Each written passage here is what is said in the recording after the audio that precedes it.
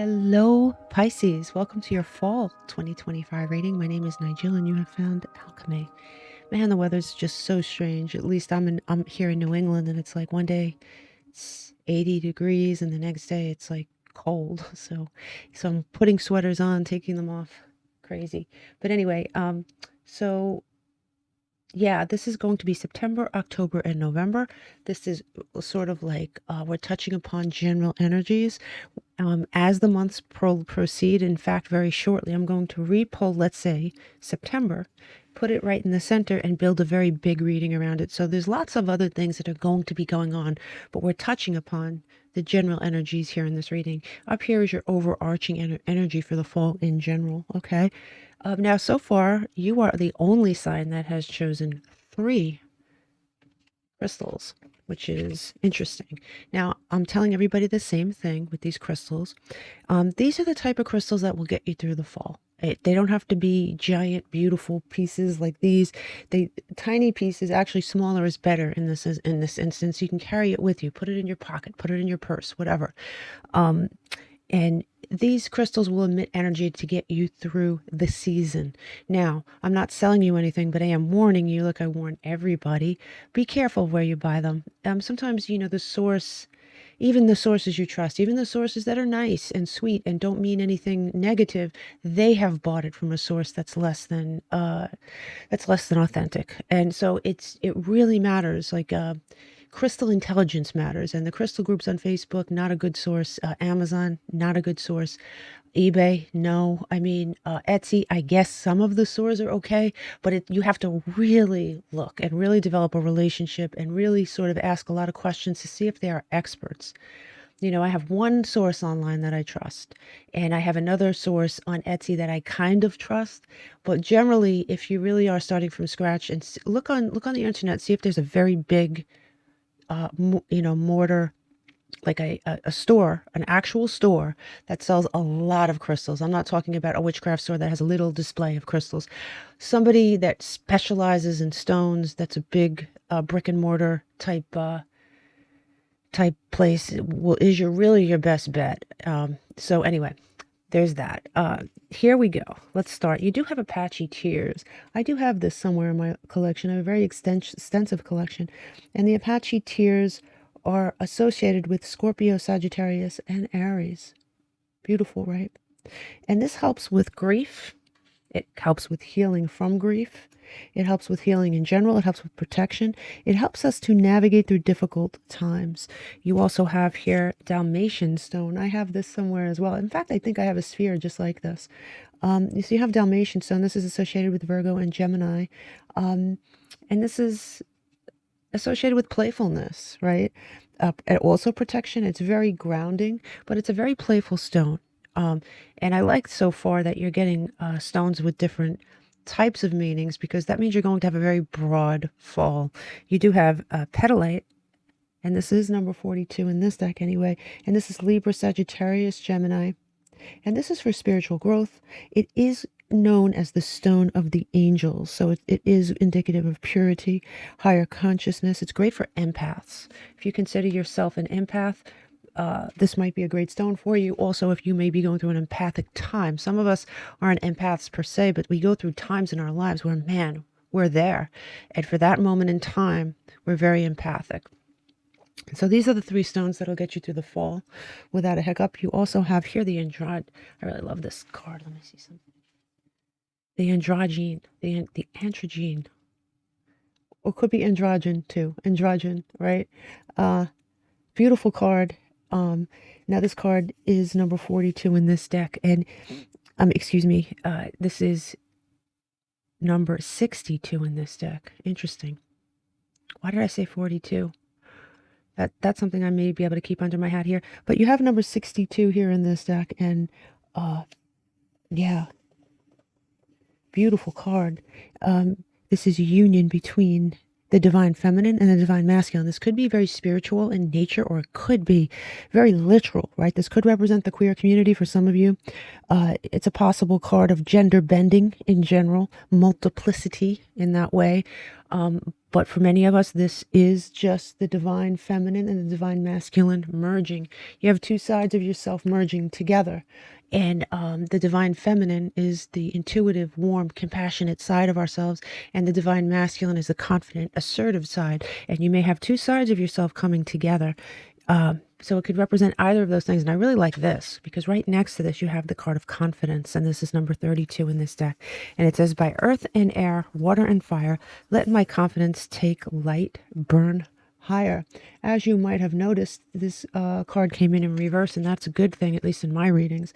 When these cards come in reverse, this is something that's going to automatically come to you. The energies are coming together in such a way where you're going to feel very confident. And there is that divine masculine energy.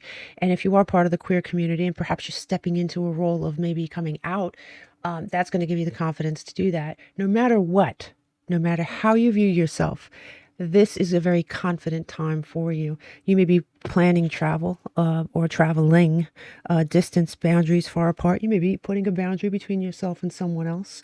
Could be. For many of you, I do believe this is actual travel. It says the hand of fate, forces beyond your control intervene. This is one of my favorite cards in this deck. I love this card. Beautiful card, right? There is something intervening. And when I say that, it doesn't have to be woo-woo. It doesn't have to be from the other side. It definitely could be. We talked about the angels here. You could believe in angels. You could come to believe in angels. There is something higher than ourselves, however you want to look at it, even if it is the law of attraction, even if it is our higher self. Right? But there is something, forces beyond your actual control that are intervening, lending you confidence in some way. Two sides of yourself coming together to form either a third side or coming together to form a whole. You have wishes coming true. I love all this energy together, okay? You have that wish. Your wish is being granted, but it may not come in the way you expected. No worries. It's just what you need. There is a wish coming true here, Pisces, for you. Love that. Love that energy for you. So you have a wish coming true via the hand of fate. Travel could be boundaries, could be you planning travel. I mean, doesn't have to be a big, huge travel thing. For some of you, it may be. There is not one thing that's going to be true of every Pisces out there. These are meant to be taken in different ways, and you are meant to be an instrument in your reading. Because you tell me, when was the last time a whole group of people listening to one thing said, that's me, all of it, every single bit of it? Very, very hard, especially for general reading. And I do love general readings because it gives us the power to interpret things too. And you being empathic at this time is really going to help you do that. You have the card of Houdini, and this is number 26 in this deck, Mastery. Now, when we look at Houdini, right, he escapes. That's his thing. He escapes from sticky situations. He escapes from situations of his own doing sometimes. But this symbolizes courage, liberation. You're going to be liberated in some way. Triumphed over sort of, for some of you, very difficult mistakes, very difficult situations. Triumphed over it. A desire, or this could be a desire to escape oppression, a desire to escape in general. And this can be indicative of that. For sure. But you have here, it says, I am perceptive. What did we say about the empath in you, right?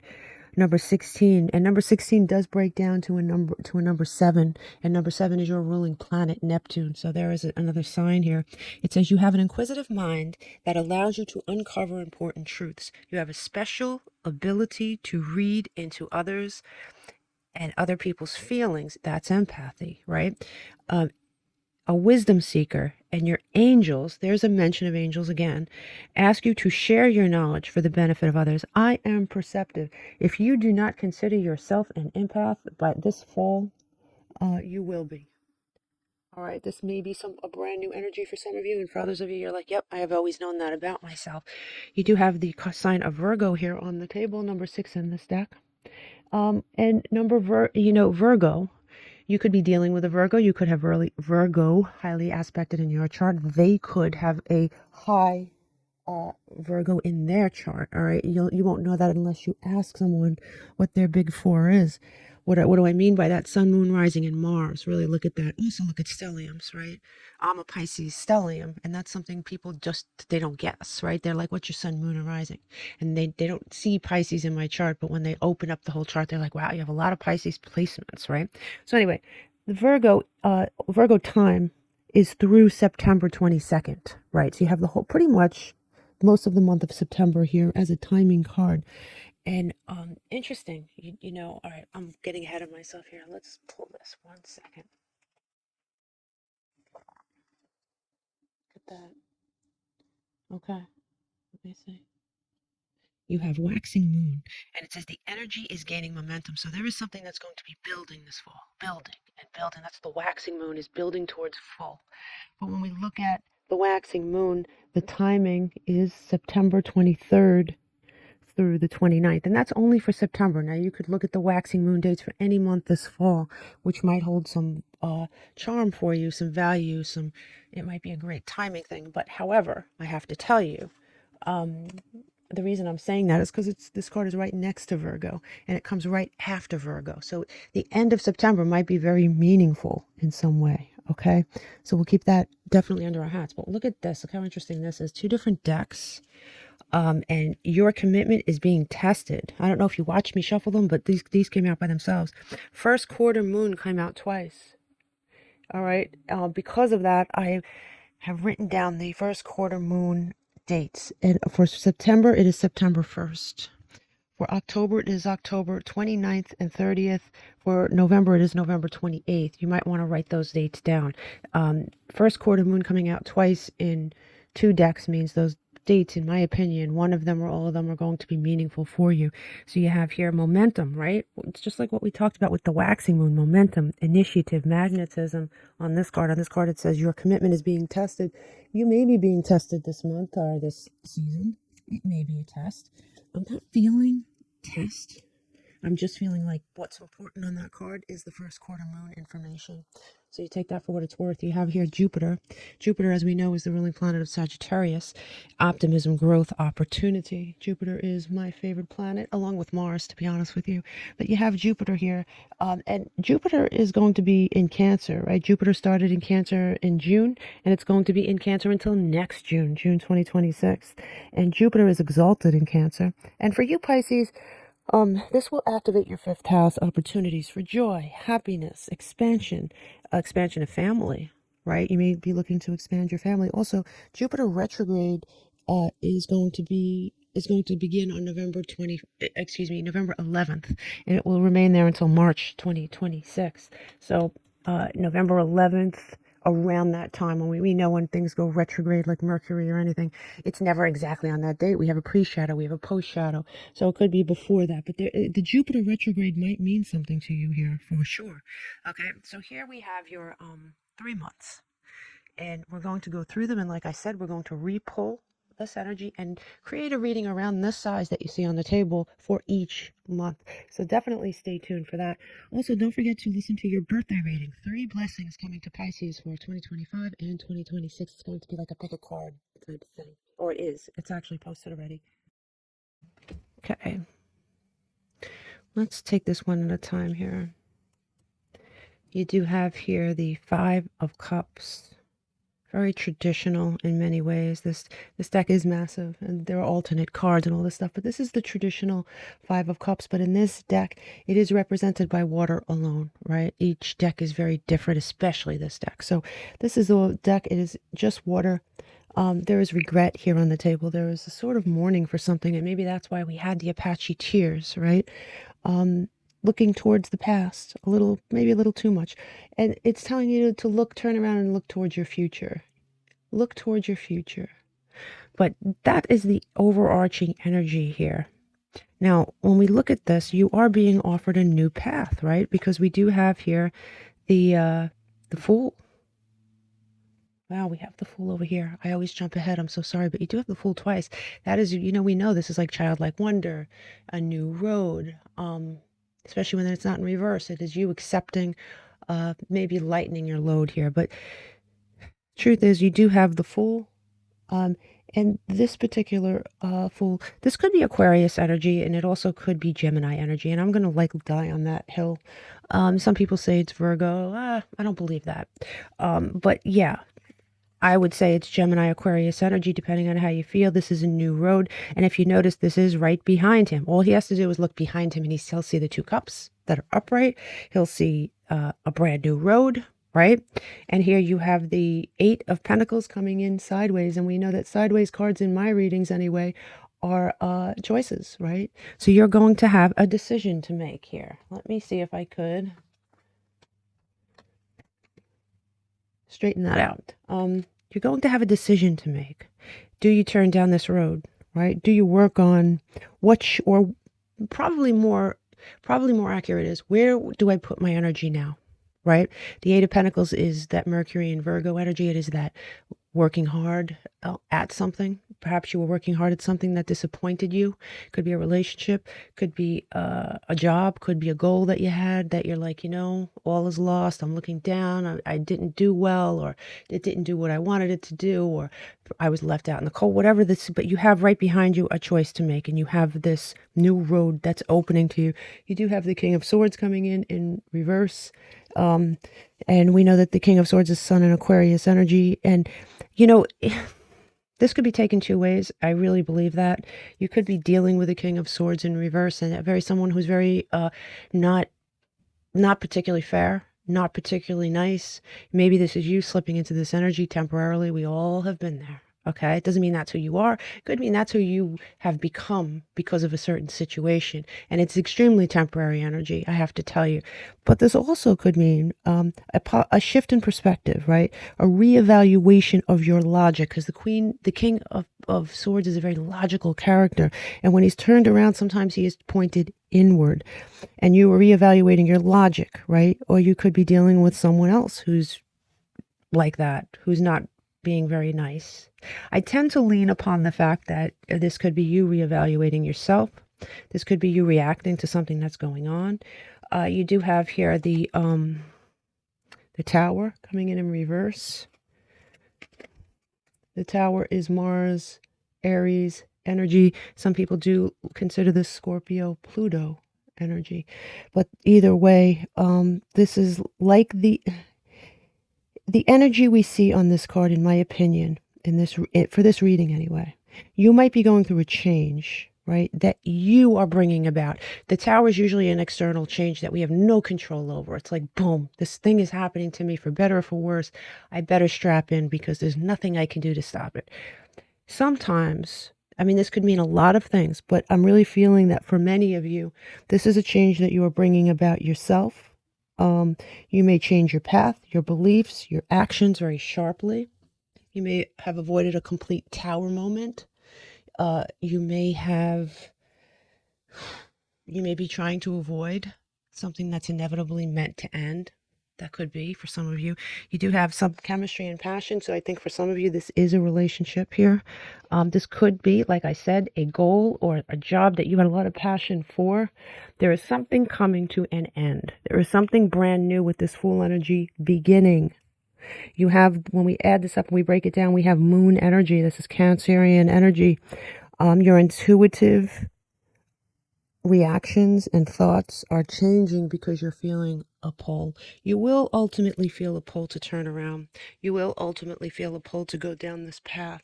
But I think you're going to have to do it in your own time. Okay? Does that make sense for you here?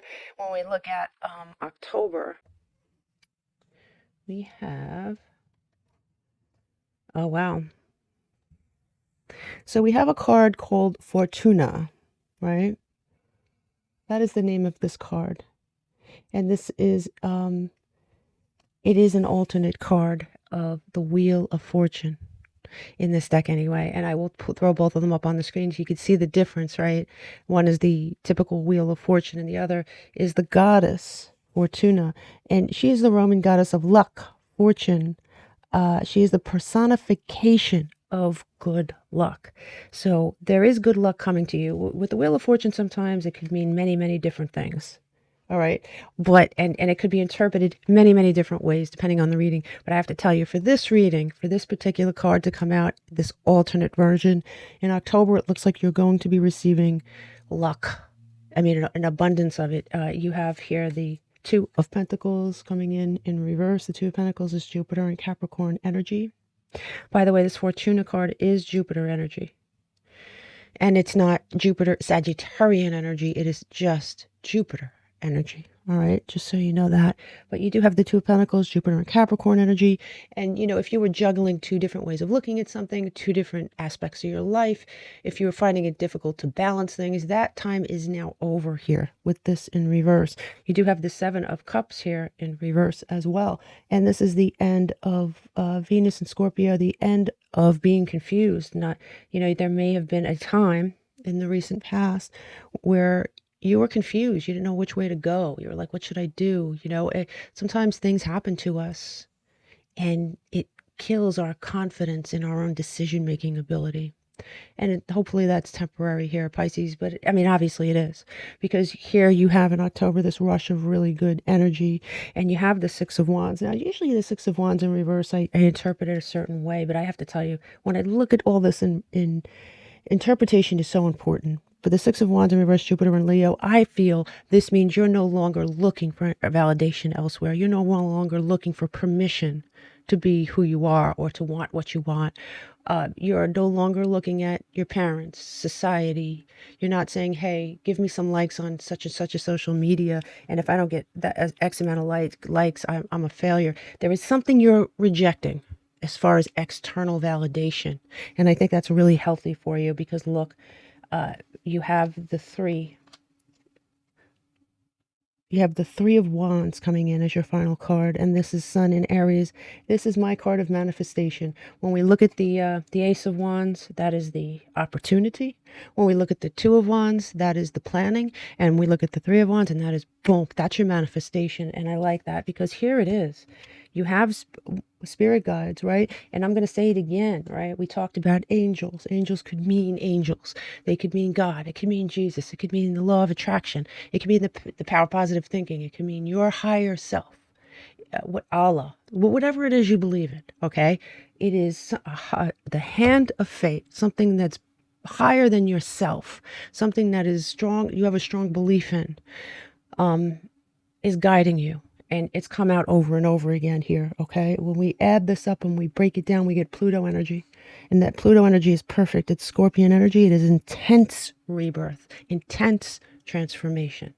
Love that for you. Really nice. Okay. Now, when we look at, wow, it's the Fool. There it is. Just like we saw here, we have the Fool here in this deck. Pretty cool, right? There is an alternate card called the Fooless in this deck. That's a little different, like interpretation-wise, but this is your typical Fool. Like, it pretty much, this is Uranus energy. It's not, and it is air. And it's a new project, new path, moving in faith, moving on faith. There, the guy's blindfolded. He may not know what's going to happen.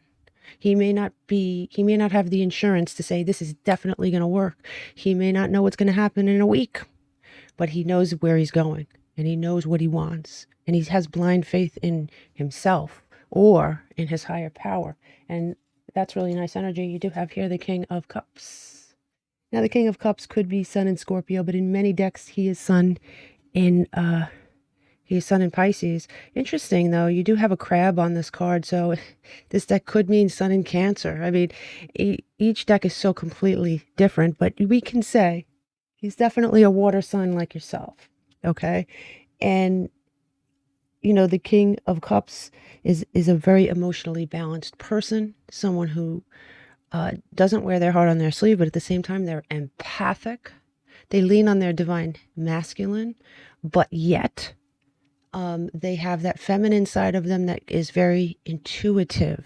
So they have that confidence, that assertiveness, that androgyny going on, where two things are happening at the same time, right? With the King of Cups energy, definitely. Just like with the Queen of Swords, very similar, but I think the King of Cups even more so. So here you have, You have the Three of Cups in reverse. This is Mercury in Cancer, energy isolating, right? You could be isolating from your friends and your family during this time. Sometimes that's bad. Sometimes it's very good. Sometimes we need that space to go after our goals, to make plans, to shut everything out and have tunnel vision. And I'm really getting that. I'm not getting that someone's depressed, right? And you'll see why in a second. Here you have the Empress, right? Coming right after that. This is Venusian energy, Libra, Taurus energy. It's fertility. You are pregnant with possibility. Now, could this mean you're pregnant? Of course, it could mean that for one of you, but generally speaking, it's symbolic. You're pregnant with something amazing. You're growing this life inside of you, this brand new life for yourself. You're the fool heading down a path. You're out and you're really feeling good about it. And that's really nice energy here. So you have here, this is beautiful. It's perfect. So you have the Five of Cups that started this reading in September. And here you're ending with the Five of Cups in reverse. You finally turned around. You did it. Mars and Scorpio energy. Your Five of Cups from September is turned around. A shift from grief, sadness, sort of fixating on loss to acceptance, happiness, moving on. And to drive this home, you have the card of Leo, Sun, strength and empowerment. That's what you're walking into. Really, really nice. Really nice energy. I am going to pull these three cards. See, you have November, September, and October. Okay. I'm going to, as much as you can shuffle three cards, I'm going to shuffle them. I'm going to pick the most important month this fall for Pisces. Which month is going to be the most transformative for Pisces? You have September. Interesting. I would have thought it would be November, but I have to tell you, I could see this, right? Because this is the month where you're going to have to turn around and make a decision, right? This is your only sideways card. Now, we add all the numbers up in this reading and we break them down. We get the number, number 8, which is Saturn energy. It sort of makes sense. There's a lot of lessons being learned here. There's karmic ties being severed. There's karmic ties being formed. There's beautiful transformation here on the table. But Saturn is the taskmaster, and it looks like somebody learned a difficult lesson, but a lesson nonetheless that's going to sort of propel them forward, right? The numbers that were talked about the most, believe it or not, were neck and neck, were 8. And we just talked about the number 8 in Saturn, and number 5, which is Mercury, the planet of communication, that Gemini, Virgo energy, okay? So communication is going to be important during this time. Definitely, I can see that. The planets that we spoke on the most, you have a lot of neck and neck planets, which is odd, was the Sun and Jupiter, right? You have Leo and Sagittarius neck and neck, but Jupiter is the planet of expansion, of course. And the Sun is that illumination, that empowerment that we talked about down here. The sign that came out the most was Scorpio, and that doesn't surprise me with that Pluto energy, that transformative energy that we spoke on. And you have the signs that were talked about in general were Sagittarius, Capricorn, Cancer, Aries, Gemini, Aquarius, Virgo, Leo, Libra, Taurus, Cancer, Pisces, and Scorpio, of course. Interesting reading. But look towards September for some real transformative energy that will absolutely set the stage for what's to come here, Pisces. Namaste.